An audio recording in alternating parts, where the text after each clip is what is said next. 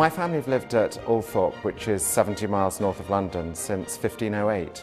And over the 19 generations since then, we've collected and amassed various pieces of furniture, either bought around Europe or commissioned particularly for my family. And the distillation of that collection is now in ALTHORP today, 500 years on. And it's a growing collection as well. I still collect today.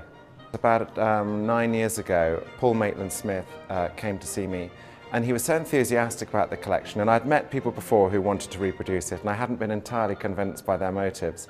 But Paul said that he actually got this concept really clearly. So I let him loose in the attics and all the rooms at ALTHORP with his creative director, and they reappeared 3 days later with 10,000 images of things they wanted to work with, which was a surprise to all of us. And so over the last few years, I think since 2004, we've put this ALTHORP Living History line out there in the market, starting in High Point, and it seems to have taken off. It's been a great thing, and it's helped contribute to the maintenance of the house in England, and also it lets lots of people share these, I think, very beautiful objects.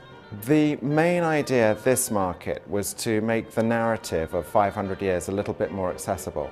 So we've broken it down into a story of the 9 Earl Spencers, going back to the mid-1700s, down to me. And so there are 9 signature pieces, one for each of the Earls, starting with the first Earl, who was this incredibly wealthy young man in England in the mid-18th century, and his very fine tastes, through all of the different politicians and leaders who have been in my family down to the present day. And I think the idea was to have something in particular that you could hang your hat on when you're telling the story. It's not just a block of 500 years of English history. It is one family's story that happens to be told through a house, and in terms of the house, through a collection of antiques and other collectibles. So this piece is very dramatic. It's got Victory written on the back, which is the name of the most famous warship that England's ever produced. And it's relevant to the second Earl Spencer, who lived at the beginning of the 19th century, and he was in charge of the British Navy then, and is responsible for building the navy that defeated Napoleon. So this is an obvious association with his finest hour, defeating Britain's greatest enemy in history, really. And I love it. It's got the 2 cannon, 24-pounder cannon on each arm, and people seem to really warm to it. It's got a bit of humour. It's a very masculine piece. And as with everything else, it's beautifully handcrafted, and it really works. Well, the piece right behind me, that's from the first Earl Spencer, who lived in the middle of the 18th century. And it's an adaptation. The outside is absolutely as the original piece is at ALTHORP, but it's been adapted to modern use, and it's got a bar capacity now. And that's what I really like about these pieces, you know, that you can take the original and then put a little twist on it and make it relevant to the modern consumer.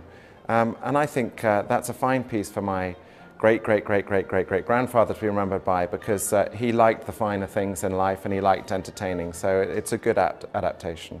Well, I think they were struggling to find something I was good at, but I have brought out a few books, and actually my only claim to fame is one of them knocked Bill Clinton off the bestseller list in London, very briefly. So I'm an author, and that's a writing desk that I love working at old-fashioned desks rather than modern ones. I don't need lots of drawers, etc.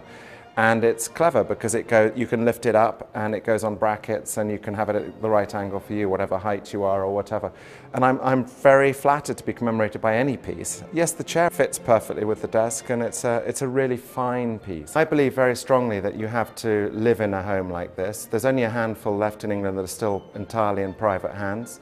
And this is one of them, and it's very important that you enjoy it, you know. The first Lord Spencer, who died 500 years ago, left it in a condition in his will that ALTHORP must be a place of entertainment. Well, I'm very happy to see that I keep to that part of the will, and so I fill it every month with friends and family and have a very good time there.